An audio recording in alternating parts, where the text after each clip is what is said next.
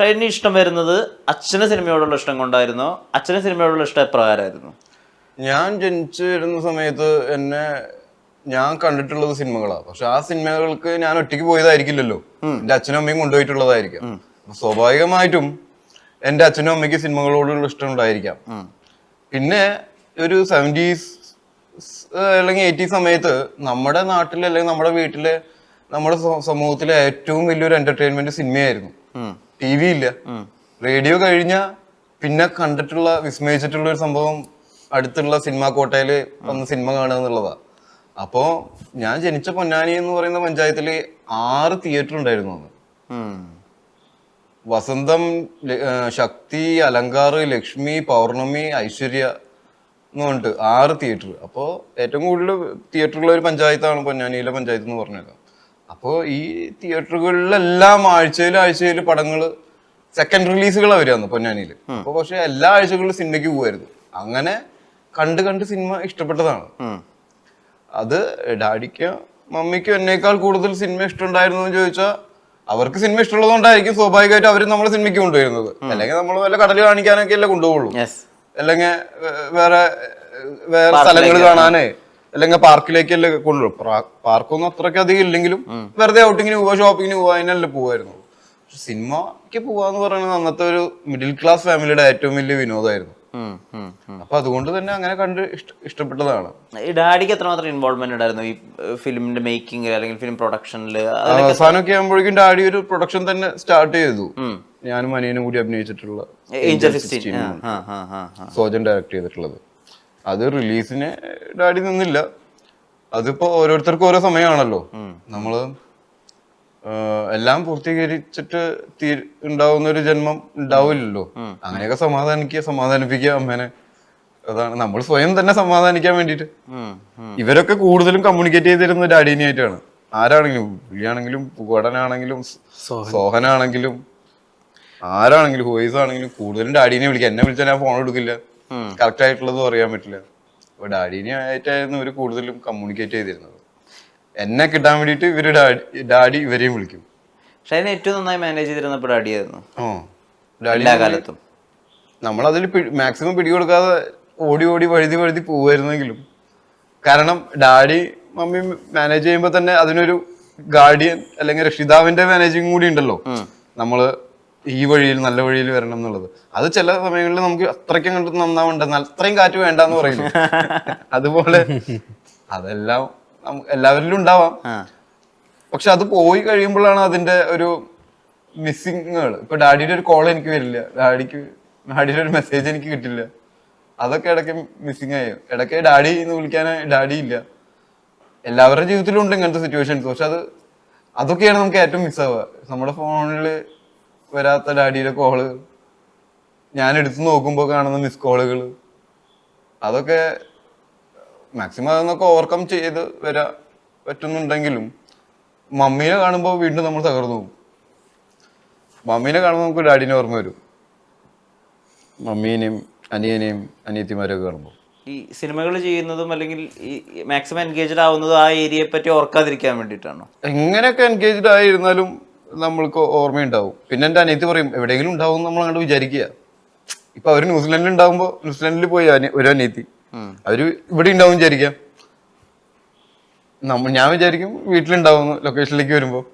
അങ്ങനെ ഓരോരോ പരിപാടികൾ.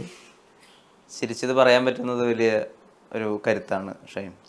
അല്ല, ഡാഡിയുടെ വളരെ ചെറുപ്പത്തിൽ ഡാഡി ഞാൻ നഷ്ടപ്പെട്ടിട്ടുണ്ട്. അങ്ങനെ വളരെ ചെറുപ്പത്തിലും ഈ പഠിക്കുന്ന സമയങ്ങളിലും ഒക്കെ ഉപ്പമാരെയും അച്ഛന്മാരെയും ഉമ്മമാരെയൊക്കെ നഷ്ടപ്പെടുന്ന പിള്ളേരെ ഞാൻ കണ്ടിട്ടുണ്ട്. അപ്പൊ ഞാൻ ദൈവത്തോട് പ്രാർത്ഥിക്കും, ദൈവമേ, ഞാൻ ബോർഡിങ്ങിൽ നിൽക്കുന്ന സമയത്ത് എനിക്ക് ഏറ്റവും കൂടുതൽ ടെൻഷൻ ഉണ്ടായിരുന്നു. ബോർഡിങ്ങിലേക്ക് വരുന്ന ഒരിക്കൽ ഞാൻ ഇപ്പോൾ ഓർമ്മയുണ്ട്, 7ാം ക്ലാസ്സിൽ നിന്ന് 8ാം ക്ലാസ്സിൽ ബോർഡിങ്ങിൽ നിർത്തിയിട്ടുണ്ട്. അവിടെ നിന്ന് ഞങ്ങളെ ഒരു എക്സ്കേർഷന് കൊണ്ടുപോയി. അപ്പോൾ ഇന്ത്യൻ മൂവി കാണാൻ ഞങ്ങളെ കയറ്റി, ബോയ്സ് ഓണിൽ. അതിൻ്റെ ഇടയിൽ സ്കൂൾ ബസ്സിന്റെ നമ്പർ കാണിക്കും. എന്താണെന്ന് നമുക്ക് മനസ്സിലായില്ല. അത് കഴിഞ്ഞപ്പോൾ സിനിമ കഴിഞ്ഞപ്പോൾ പറയായിരുന്നു അതിലൊരു കുട്ടിയുടെ അച്ഛൻ മരിച്ചു, അത് അറിയിക്കാനോ അവനും എടുത്തുകൊണ്ട് പോകാനുമാണ് ആ സ്കൂൾ ബസ്സിന്റെ നമ്പർ കാണിച്ചതാ. എന്നിട്ട് ഞങ്ങൾ അവന്റെ വീട്ടിൽ പോയി. അപ്പൊ അവൻ്റെ അച്ഛനെ ദയിപ്പിക്കുന്ന ചടങ്ങും പരിപാടികളൊക്കെ കണ്ടോണ്ടിരിക്കുക. അപ്പൊ ഞാൻ എപ്പോഴും ഈ ബോർഡിങ്ങിൽ നിന്ന് സിനിമയ്ക്ക് കൊണ്ടുപോകുമ്പോഴോ അല്ലെങ്കിൽ സ്കൂളിൽ പോകുമ്പോഴോ അങ്ങനത്തെ ഒരു കോൾ വരാതിരിക്കാൻ വേണ്ടി ഞാൻ എപ്പോഴും പ്രാർത്ഥിക്കായിരുന്നു. മരിക്കുകയാണെങ്കിൽ ഞാനാദ്യം മരിക്കണേ എന്ന് പറയുമായിരുന്നു. അത് മമ്മിയും പറയും, മമ്മിയാണ് ആദ്യം പോകേണ്ടിരുന്നത്, ഡാഡിയല്ല ആദ്യം പോകേണ്ടിരുന്നത്. പക്ഷെ ആ സമയങ്ങളിൽ നിന്നൊക്കെ നമ്മളെ എങ്ങനെയൊക്കെയോ കൊണ്ടുവന്ന് ഇപ്പൊ 42 വയസ്സായി. പക്ഷെ ഇപ്പോഴും നമുക്ക് അത് പോരാ, ഇപ്പോഴും നമ്മൾ തന്നെയാണ് തിങ്ക് ചെയ്യുന്നത്. അപ്പൊ ഞാൻ ആലോചിക്കും, അയ്യോ അന്നപ്പോ അച്ഛൻ മരിച്ചവര് ഉമ്മ മരിച്ചവരൊക്കെ എങ്ങനെയാണ് അതിനെ സർവൈവ് ചെയ്ത് എന്നുള്ളതാ. കുട്ടിയായിരിക്കുമ്പോഴായിരിക്കും ഒരുപാട് മിസ് ചെയ്യുന്നത്. അങ്ങനെയൊക്കെ നമ്മൾ ആശ്വസിക്കും. എല്ലാ വിശ്വാസങ്ങളുടെയും അല്ലെങ്കിൽ ഈ എന്താ പറയുക ശാസ്ത്രീയതയൊക്കെ മാറ്റി വെച്ച് കഴിഞ്ഞാലും അദ്ദേഹം എവിടെയെങ്കിലും ഉണ്ട്, നമ്മളെ കാണുന്നുണ്ട് എന്ന് തന്നെ നമ്മൾ വിചാരിക്കാം. ഇനിയുള്ള ഷൈൻ്റെ ജീവിതം അല്ലെങ്കിൽ ഇനിയുള്ള ഷൈൻ്റെ അധ്വാനം, ഇനി ഷൈൻ തിരഞ്ഞെടുക്കുന്ന സിനിമകൾ, നയിക്കാൻ പോകുന്ന ഒരു ലൈഫ് ഉണ്ടല്ലോ, അതായിരിക്കും അദ്ദേഹത്തിനുള്ള ഒരു ട്രിബ്യൂട്ട് അല്ലെങ്കിൽ അദ്ദേഹം കാണുന്ന അദ്ദേഹത്തിനോടുള്ള ട്രിബ്യൂട്ട് ആയിട്ടുള്ളതല്ല. നമ്മുടെ ലൈഫ് നമ്മൾ തന്നെ ജീവിച്ച് തീർക്കണം. നമ്മളും ഇവിടുന്ന് പോകണം. ആരുടെയും ട്രിബ്യൂട്ടായിട്ടല്ല. നമ്മൾ മറ്റുള്ളവരെ ആരും വേദനിപ്പിക്കാൻ പാടില്ല. അത് ജീവിച്ചിരിക്കുന്നവരെ കൂടുതൽ. മരിച്ചവർക്ക് വേദനിക്കുന്നുണ്ടോ സന്തോഷിക്കുന്നുണ്ടോ എന്ന് നമുക്ക് അറിയാൻ പറ്റില്ല. അവര് തിരിച്ച് ഈ പ്രപഞ്ചത്തിലേക്ക് അലിഞ്ഞു ചേർന്നിട്ടുണ്ടാവും എന്നാണ് നമ്മൾ പഠിപ്പിക്കുന്നത്. അവർക്ക് ഈ ചെറിയ ഇമോഷൻസ് ഒന്നും അവര് പിന്നെ അറിയുകയോ ഒന്നുമില്ല. അവര് കുറച്ച് വലിയൊരു കോൺഷ്യസ്നെസിന്റെ ഭാഗമായി. ചെറിയ കോൺഷ്യസ്നെസ്സിൽ നിന്ന് നമ്മളെന്ന് പറയുന്ന ഒരു ഇൻഡിവിജ്വൽ ചെറിയ കോൺഷ്യസ്നെസ്സിൽ നിന്ന് വലിയൊരു കോൺഷ്യസ്നെസിന്റെ ഭാഗമായി. അവിടെ മിഠായി കിട്ടാത്തതിന്റെ വേദനയും മക്കൾ അനുസരിക്കാത്തതിന്റെ വേദനയൊന്നും ഇല്ല. അതിനപ്പുറത്തേക്കുള്ള വേദനകളും സമാധാനങ്ങളും, മെയിനായിട്ട് സമാധാനം ആയിരിക്കും അവര്. അതിനെക്കുറിച്ചല്ല, നമ്മുടെ ചുറ്റുമുള്ളവരെ കുറിച്ച്. നീ മരിച്ചവരെ കുറിച്ച് ചിന്തിക്കാതിരിക്കൂ, ജീവിച്ചിരിക്കുന്നവരെ കുറിച്ച് ചിന്തിക്കൂ എന്നാണ് പറഞ്ഞിട്ടുള്ളത്. ഷൈൻ കടന്നു പോയിട്ടുള്ള ഒരു ജീവിതത്തിനെ വെച്ച് നോക്കുമ്പോൾ ഇപ്പോൾ ഒരു ഡ്രഗ് ഫേസ് കഴിഞ്ഞിട്ടുള്ള ഒരാൾ പലപ്പോഴും ഒരു ആന്റി ഡ്രഗ് ക്യാമ്പയിനൊക്കെ പലപ്പോഴും ഒരു ബ്രാൻഡ് അംബാസിഡറൊക്കെ ആവും നമ്മൾ ശ്രദ്ധിച്ചിട്ടുണ്ട്. ഉദാഹരണത്തിന് സഞ്ജയ് ദത്തിനെ പോലുള്ളവരൊക്കെ. ഇപ്പോൾ ഉള്ളൊരു യുവാവിന് അല്ലെങ്കിൽ ഒരു യുവതിക്ക് ഇപ്പോൾ ഒരിക്കലും ഡ്രഗ്സിലേക്ക് നിങ്ങൾക്ക് പോകരുത്, നിങ്ങൾക്ക് ഏറ്റവും അവസാനത്തെ ലഹരി ജീവിതം മാത്രമായിരിക്കണം എന്ന് പറയുന്ന ഒരു ഷൈനെ, ഇതിനെതിരെ ക്യാമ്പയിൻ ചെയ്യുന്ന ഒരു ഷൈനെ കാണാൻ പറ്റുമോ? എനിക്ക് അങ്ങനെ ഒരാളെയും അങ്ങനെ പാടില്ല, അത് അരുത് എന്ന് പറയാനുള്ള യോഗ്യത എനിക്കില്ല ആക്ച്വലി. കാരണം നമ്മൾ പുകവലിക്കാത്തത് കൊണ്ട് പുകവലിക്കുന്നവരെ കുറ്റം പറയാനോ അല്ലെങ്കിൽ അവര് ചെയ്യുന്നത് തെറ്റാണെന്നോ ഒന്നും പറയാൻ പറ്റില്ല. കാരണം എല്ലാവർക്കും ഓരോ സമയം ഉണ്ടാവും ഇത് തുടങ്ങാനും നിർത്താനും. അപ്പോൾ നമ്മൾ അവരെ സപ്പോർട്ട് ചെയ്യേണ്ടത്, ഇനി നിങ്ങളത് ചെയ്യരുത്, ചെയ്തു കഴിഞ്ഞാൽ നമ്മൾ ക്രൂശിക്കും അല്ലെങ്കിൽ തള്ളിപ്പറയും, അങ്ങനെയല്ല. അവര് ചെയ്താലും നിങ്ങൾക്ക് ചെയ്ത് തീരുന്ന ഒരു സമയം ഉണ്ടാവുമല്ലോ, തിരിച്ചു വരണം നിങ്ങൾ ഇതിലേക്ക്. കാരണം ആത്യന്തികമായിട്ട് ഒന്നിൽ നിന്നും നമുക്ക് മുന്നോട്ട് പോകാനുള്ള എനർജി കിട്ടില്ല. ഒരു ലഹരിയിൽ നിന്നും കിട്ടില്ല, ഒരു ഭക്ഷണ പദാർത്ഥങ്ങളിൽ നിന്നും കിട്ടില്ല. അത് പട്ടിണി കിടന്നാലും മണിച്ചേട്ടൻ പറയണ പോലെ ഇത് പട്ടിണി കിടന്നിട്ട് ഉണ്ടായ എനർജിയാ മോനെ എന്ന് പറയില്ലേ, അത് ഉള്ളിൽ നിന്നുണ്ടാവണ എനർജിയാ. അത് അള്ളാഹ് തരുന്നതാന്ന് പറയും, അല്ലെങ്കിൽ നമ്മൾ പറയും ഭഗവാൻ തരുന്നതാണ്, കർത്താവ് തരുന്നതാണെന്ന് പറയും. എന്താണെങ്കിലും അത് ഉള്ളിൽ നിന്നുണ്ടാവണം. പുറത്തുനിന്ന് ഒരു വസ്തുവിനെയും നമ്മളെ അശുദ്ധമാക്കാനേ പറ്റില്ല. ഉള്ളിൽ നിന്ന് വരുന്ന പക്ഷെ ഒരു ചിന്ത മതി, ഞാൻ നല്ലതല്ല, എനിക്ക് നന്നാവാൻ പറ്റില്ല എന്നുള്ള തോന്നലുണ്ടെങ്കിൽ നമ്മൾ നശിച്ചു പോകും. പക്ഷെ എനിക്ക് പറ്റും, ഞാൻ നന്നാവും, എനിക്ക് നന്നായി മുന്നേറാൻ പറ്റും എന്നുള്ള ഒരു തോട്ട്, അത് ഉള്ളിൽ നിന്ന് നമുക്ക് മുന്നേറാൻ പറ്റും. അപ്പോൾ ഇത് അരുത് എന്നല്ല, ആണെങ്കിൽ അത് നിനക്ക് നിർത്തി എപ്പോഴാണെങ്കിലും നമ്മുടെ കൂടെ ചേരാം, ലൈഫ് ചൂസ് ചെയ്യാം. അതെല്ലാവർക്കും അതിനുള്ള അവകാശമുണ്ട്. എല്ലാവർക്കും പല പല സമയങ്ങളിലായിരിക്കും മാത്രം. അത് എന്തായാലും തിരിച്ചറിയപ്പെടുമോ എല്ലാവരും. അവര് സ്വയം തിരിച്ചറിഞ്ഞ് മുന്നോട്ട് വരണം. ഞാൻ മീശ എന്നുള്ള സിനിമയുടെ പ്രിവ്യൂ കണ്ടിരുന്നു. അപ്പം പടം കണ്ടോ? അതെ. എപ്പോ? അതിന്റെ പ്രൊമോഷൻ ടീം ആ സിനിമയുടെ ഞാൻ സിനിമ കണ്ടിരുന്നു. അതിന്റെ ഒരു ഫെസ്റ്റിവൽ കട്ടാണ് ഞാൻ കണ്ടിട്ടുണ്ടായിരുന്നത്. അപ്പൊ ഞാൻ അതിൽ നോക്കുമ്പോൾ ഈ പറഞ്ഞ പോലെ ഷൈൻ്റെ ഡയലോഗുകൾക്ക് വ്യക്തതയില്ല എന്നുള്ളൊരു ആരോപണം നിലനിൽക്കെ ഈ ഡയലോഗിന്റെ തുടക്കം തൊട്ടപ്പോൾ ഞാൻ വിചാരിച്ചോ അപ്പോൾ വ്യക്തത ഉണ്ടാവില്ല, എൻ്റെ മനസ്സിൽ അങ്ങനെയാണ് സെറ്റ് ആവുന്നത്. പക്ഷെ ഞാൻ നോക്കുമ്പോൾ കൃത്യമായിട്ട് ഇപ്പോൾ ജീപ്പിന്റെ ഉള്ളിൽ നിന്നുള്ള ഡയലോഗുകളുണ്ട്, ആളുകളെ പ്രകോപിപ്പിക്കുന്ന ഡയലോഗുകളുണ്ട്. മൊത്തത്തിൽ ഈ പറഞ്ഞ പോലെ ഈ ഇഷ്കിന്റെ ചെറിയൊരു പരിച്ഛേദമുണ്ട് ആ റോളിനും. ഞാൻ നോക്കുമ്പോൾ നല്ല വ്യക്തതയുണ്ട്. അപ്പൊ ഞാൻ പറയുന്ന അതാണ്, ആദ്യം മുതലേ വ്യക്തത, ആദ്യം തൊട്ടേ വ്യക്തതയുണ്ട്. അതിൽ സംസാരിക്കുന്ന ഒരു രാഷ്ട്രീയം ഉണ്ടല്ലോ, മീശ വെച്ച ആണുങ്ങൾ, അതിന്റെ ഒരു സിഗ്നിഫിക്കൻസ് അത് ആളുകളിലേക്ക് കമ്മ്യൂണിക്കേറ്റ് ആവും തന്നെയാണ് ഞാൻ വിചാരിക്കുന്നത്. കുറച്ച് റോ പോലത്തെ, വളരെയധികം റോയാണ്, വളരെ റോയാണ്. കുറച്ചും കൂടി സമൂഹത്തിൽ ഈ സത്യങ്ങൾ മറയില്ലാതെ പറയുന്നതിന്റെ അത് ആളുകൾക്ക് മനസ്സിലാവുന്നതാണ് ഞാൻ വിചാരിക്കുന്നത്. ഷൈൻ്റെ മികച്ചൊരു പെർഫോമൻസ് ആണ്. ഷൈനി അന്ന് ആദ്യമായി കൊടുത്ത അഭിമുഖത്തിൽ പറഞ്ഞൊരു വരിയുണ്ട്, ഏത് മനീഷ് നാരായണന്റെ ദ ക്യൂവിന് കൊടുത്ത അഭിമുഖത്തിൽ പറഞ്ഞൊരു കാര്യമുണ്ട്, എനിക്ക് എന്നെ സ്വയം നിയന്ത്രിക്കാൻ പറ്റാത്തൊരവസ്ഥയിൽ നിന്ന് എനിക്ക് എൻ്റെ സ്വയം നിയന്ത്രണം കിട്ടിയൊരവസ്ഥയുണ്ട് എന്നുള്ളത്. ഇപ്പൊ കംപ്ലീറ്റ്ലി ഷൈൻ്റെ കോൺഷ്യസ്നെസ്സിൽ ഷൈൻ്റെ കൈകളിലിരിക്കുമ്പോൾ ഉണ്ടാകുന്ന ഒരു കോൺഫിഡൻസ്, അതിനെങ്ങനെ വിവരിക്കുക? കോൺഫിഡൻസ് അങ്ങനെ നമുക്ക് എൻ്റെ കയ്യിൽ പൂർണ്ണമായിട്ടുള്ള ഒരു കോൺഫിഡൻസ് ഇല്ല. നമുക്ക് ചുറ്റും പ്രലോഭനങ്ങൾ ഇപ്പോഴും ചുറ്റിക്കറങ്ങുന്നുണ്ട്. അതായത് ടെംപ്റ്റേഷൻസ്, അത് വളരെയധികം കൂടുതലാണ്. അത് ഇപ്പൊ ഉണ്ടാവുന്നത് പോലെ ആയിരിക്കില്ല നമ്മൾ കുറച്ചകന്ന് വീടിനോട് അകന്ന് പോകും തോറും അത് കൂടുതലായിട്ട് വരും. നമ്മൾ എത്ര എതിർക്കുന്നു അത്രയും ശക്തമായിട്ട് തിരിച്ചു വരും. അപ്പൊ അതിനെങ്ങനെ ഓവർകം ചെയ്യുന്നുള്ള ടെൻഷൻസ് ഉണ്ട്. എന്നാലും കാണപ്പെടാത്ത സ്ഥലത്തിരുന്ന് ആരെങ്കിലും വാച്ച് ചെയ്യുന്നുണ്ട് എന്നുള്ളൊരു ചെറിയൊരു ഇതുണ്ട്. കയ്യിലെ ബോള് എക്സസൈസിന്റെ ഭാഗമാണോ? എക്സസൈസോ എങ്ങനെ പോകുന്നു ഇപ്പൊ ചികിത്സയൊക്കെ? ചികിത്സ ഇത് സ്റ്റിച്ച് അഴിച്ചു, ഫിസിയോ ഉണ്ട്. അപ്പൊ കുറച്ചു കാലം ഇങ്ങനെ വെച്ച് ഇപ്പൊ ഹീലിംഗ് ടൈം ആയതുകൊണ്ട് സ്ലിങ്ങിൽ തന്നെ ഇടണം. അപ്പൊ ഡെയിലി ഇത് നിവർത്താനും മടക്കാനും ഉള്ള എക്സസൈസാണ്. അതിന്റെ ഇടയിൽ ഈ വിരല് മൂവ്മെന്റ് ചെയ്തുകൊണ്ടിരിക്കാനും ഇങ്ങനെ സ്റ്റക്കായി പോവാതിരിക്കാൻ അങ്ങനാണ് ഈ ബോള് തന്നിട്ടുള്ളത്. അപ്പൊ ബോൾ കൊണ്ടുള്ള പഴയ റിഫ്ലക്ഷൻസും ഒക്കെ റിഫ്ലക്സ് തിരിച്ചു വരാനുള്ള പരിപാടികളും. കാരണം 21-ാം തീയതി ഷൂട്ട് തുടങ്ങും. അപ്പോ അതിന് ബാംഗ്ലൂരിലുള്ള ഷൂട്ട്. അപ്പോ ആ സമയത്ത് അതിന്റെ ഒരു തടസ്സം ഉണ്ടാവാൻ പാടില്ലല്ലോ. നമുക്ക് കൈക്ക് ഇങ്ങനെ പ്രശ്നം ഉണ്ടെന്ന് തോന്നാൻ പാടില്ല. അതിന് സമയം എടുക്കും വെയിറ്റ് ഒക്കെ എടുക്കാൻ. പക്ഷെ നോർമലി ഇരിക്കുന്ന പോലെ അറ്റ്ലീസ്റ്റ് ഇരിക്കണം ഈ കൈ. അപ്പൊ 18-ാം തീയതി ഡോക്ടർ കണ്ടിട്ട് സ്ലിങ് കഴിക്കും, 19-ാം തീയതി പോവും. അപ്പൊ അതിനു വേണ്ടിയിട്ടാണ് ഈ ബോളും ഈ ആക്ഷൻസ് ഒക്കെ ഇങ്ങനെ ചെയ്യണത്. സാധാരണ ഈ സെലിബ്രിറ്റീസ് അല്ലെങ്കിൽ നായക നടന്മാർ അവരവരെ ഏറ്റവും നല്ല രൂപത്തിൽ ഏറ്റവും നല്ല അവസ്ഥയിൽ ക്യാമറയ്ക്ക് മുന്നിൽ പ്രൊമോഷന് മുന്നിൽ കാണിക്കാൻ നോക്കുകയുള്ളൂ. ഒരു ചെറിയ തലവേദന വന്നാൽ പോലും അല്ലെങ്കിൽ ഒരു പനി വന്നാൽ പോലും റെസ്റ്റ് ചെയ്തിട്ട് പല പ്രൊമോഷനും അവർ വരികയുള്ളൂ. അതിൽ അവരെ കുറ്റം പറഞ്ഞിട്ട് അവരുടെ ഏറ്റവും നല്ല മൂഡാണല്ലോ ഓഡിയൻസ് കാണേണ്ടത്.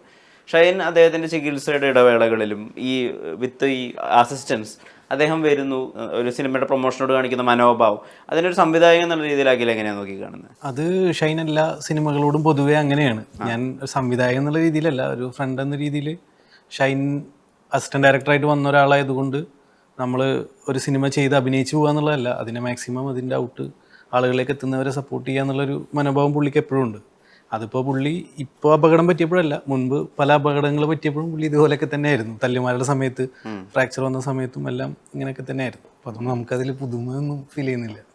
ഒരു മ്യൂസിക്കൽ വീഡിയോ അതിൽ ഫീച്ചർ ചെയ്യുന്ന ഷൈൻ ടോം ചാക്കോ അങ്ങനെ ഒരു ആഗ്രഹം ഉണ്ടായിരുന്നോ? അങ്ങനെ ഒരു ആഗ്രഹം എനിക്ക് മൈക്കിൾ ജാക്സന്റെ വീഡിയോ ഒക്കെ കണ്ട സമയത്ത് ഉണ്ടായിരുന്നു. പക്ഷെ ആദ്യം ഞാൻ വിചാരിച്ചത് മൈക്കിൾ ജാക്സൺ ഒരു ഡാൻസറാണെന്നാ. ഓക്കെ. അപ്പൊ ഇയാള് പിന്നെ ഞാൻ വിചാരിച്ചു സിനിമയിൽ അഭിനയിക്കുന്ന ആളാണെന്ന് ചെറുപ്പത്തില്. പിന്നെയാണ് മനസ്സിലായത് ഇയാൾ പാട്ടുകാരനാണെന്ന്. പിന്നീട് കൂടുതൽ അറിഞ്ഞപ്പോ ഇയാളാണ് ഇയാളുടെ ഷോസ് ഡിസൈൻ ചെയ്യുന്നതെന്ന് എനിക്ക് മനസ്സിലായത്. കാരണം ആ ഒരു ഷോ തന്നെ ഒരു ഡിസൈനഡ് സാധനമാണ്. അത് പുള്ളിയുടെ ഐഡിയ ആണ്. ഈ പാട്ടുപാടി ഡാൻസ് ചെയ്ത് പാട്ട് പാടുക എന്ന് പറയുന്നത്.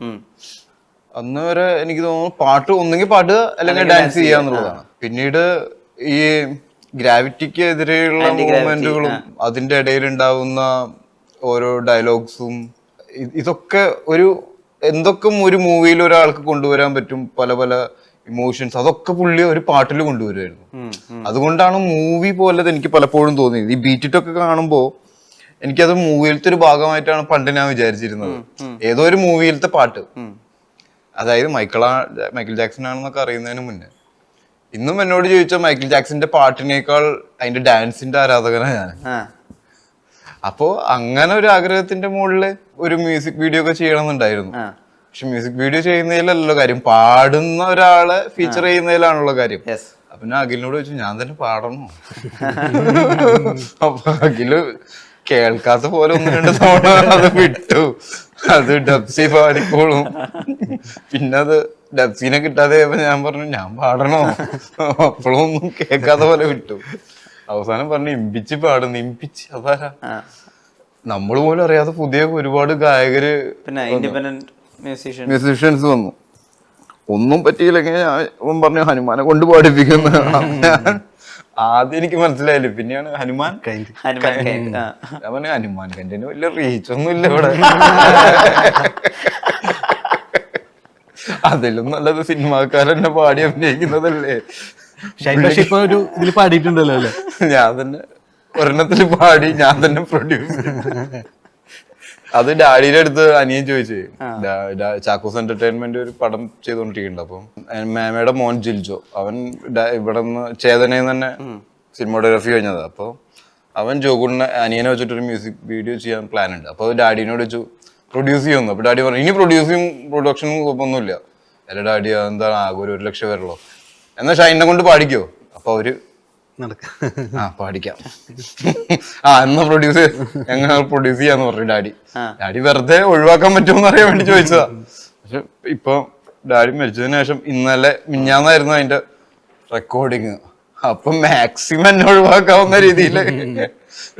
രീതിയിലുള്ള പാട്ടുകളാണ് അവർ സെറ്റ് ചെയ്ത് കൊണ്ടുവന്നത്. ഞാൻ സാധാരണ പാടാറുള്ളത് നമ്മൾ സിനിമയിലുള്ള പാട്ടുകളല്ലേ, ഇത് ഒരു തരത്തിലും പാടിയിട്ട് റെഡിയാവുന്നില്ല.